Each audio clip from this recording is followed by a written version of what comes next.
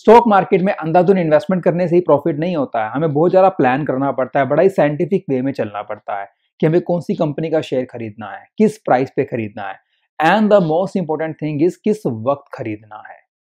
देखिए, अगर आप स्टॉक मार्केट के अंदर एक अच्छा खासा प्रॉफिट अर्न करना चाहते हैं तो आपको ये समझना पड़ेगा कि आपका एंट्री पॉइंट क्या होगा इन्वेस्टमेंट में और एग्जिट पॉइंट क्या होगा। और इसके लिए आपको ये जानना पड़ेगा कि स्टॉक मार्केट के टाइमिंग्स क्या होते हैं और वो कैसे काम करते हैं। तो आज फिनालिसिस के अंदर मैं आपको बताने वाला हूं स्टॉक मार्केट टाइमिंग्स के बारे में।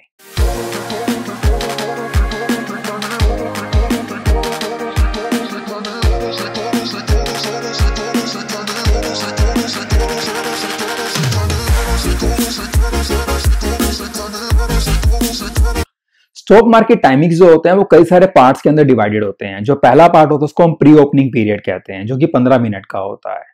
That is 9 AM to 9:15 AM। और जो प्री ओपनिंग सेशन होता है उसके आगे 3 पार्ट्स होते हैं। पहला पार्ट होता है ऑर्डर एंट्री सेशन, जो 7 मिनट्स का होता है। That is from 9 AM to 9:07 AM।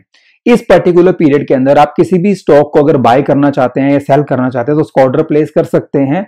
आप अपनी मर्जी का प्राइस मेंशन भी कर सकते हैं और अगर आप चाहें तो अपने ऑर्डर को मॉडिफाई भी कर सकते हैं।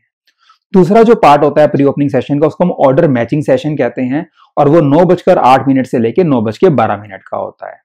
इसमें क्या होता है, जो आपने ऑर्डर एंट्री सेशन में जितने भी ऑर्डर आपने प्लेस किए हैं बाइंग या सेलिंग के, उनकी मैचिंग होती है और एग्जीक्यूशन के बारे में डिसीजन लिया जाता है। और उसके बाद आता है हमारा ट्रांजिशन पीरियड, जो कि 9:13 से लेकर 9:15 का होता है।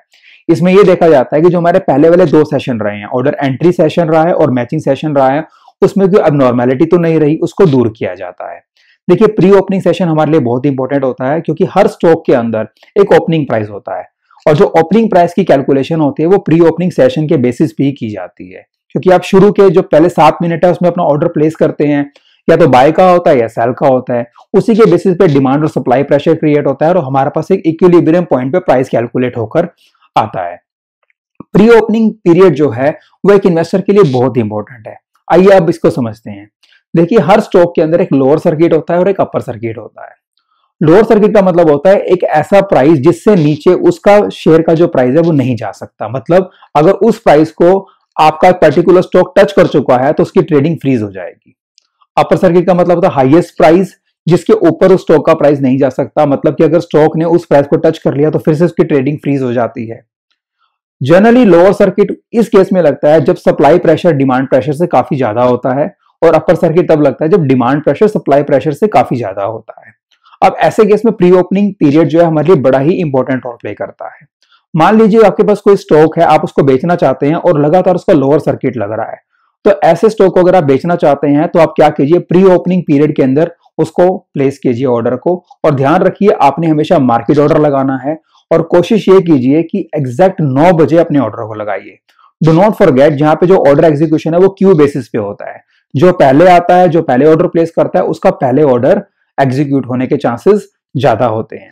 सेम केस हमारा अपर सर्किट का भी होता है। मान लीजिए आप किसी पर्टिकुलर शेयर को खरीदना चाहते हैं और लगातार उसका अपर सर्किट लगता जा रहा है, तो ऐसे केस में आप क्या कीजिए, प्री ओपनिंग सेशन के अंदर अपने ऑर्डर को प्लेस कीजिए।